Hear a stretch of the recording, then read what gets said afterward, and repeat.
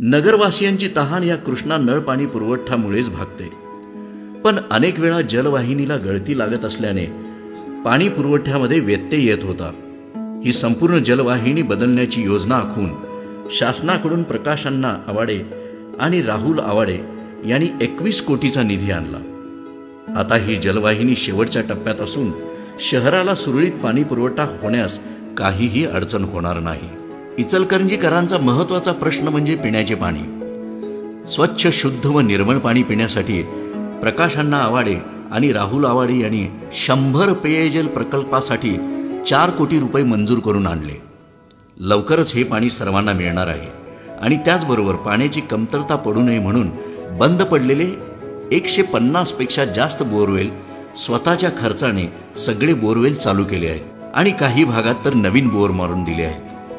त्यामुळे भागाभागात बऱ्याच अंशी पाण्याची नागरिकांची सोय झाली आहे। राज्य शासनाने दूधगंगा नदी येथून सुळकुड पाणी पुरवठा योजना मंजूर केली आहे, परंतु या योजनेला सुळकुड परिसरातून व आसपासच्या गावातून विरोध होत आहे। या प्रश्नी काही गैरसमज दूर करण्यासाठी आमदार प्रकाश अण्णा आवाडे आणि राहुल आवाडे यांनी नदी काठावरील गावातील प्रमुख नेते मंडळी तसेच राजकीय पक्षांचे नेते यांची संयुक्त बैठक आयोजित करून गैरसमज दूर केले।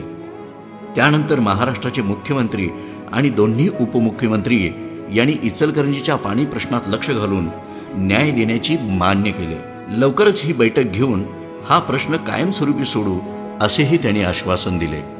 घर तिथे नळ कनेक्शन या केंद्र शासनाच्या योजनेची खऱ्या अर्थाने अंमलबजावणी राहुल आवाडे यांनी केली। स्वखर्चातून घराघरापर्यंत नळ जोडणी करून दिली। यामध्ये खोतवाडीमध्ये 1500, तारदाळमध्ये 1300 आणि कबनूरमध्ये 1500 पेक्षा जास्त नळ कनेक्शन बसवून दिले। शहरातील दोन्ही योजनांमधून आवश्यक पाण्याची उपलब्धता होत असली तरी पाणी साठ्यासाठी सध्या असलेले जलकुंभ अपुरे पडत आहेत। त्यासाठी शहरात विविध 5 ठिकाणी नवीन जलकुंभ उभारणीसाठी मुख्यमंत्री एकनाथ शिंदे साहेब यांनी 15 कोटींचा निधी मंजूर केला। लवकरच यामुळे पाण्याची टंचाई दूर होण्यास मदत होईल।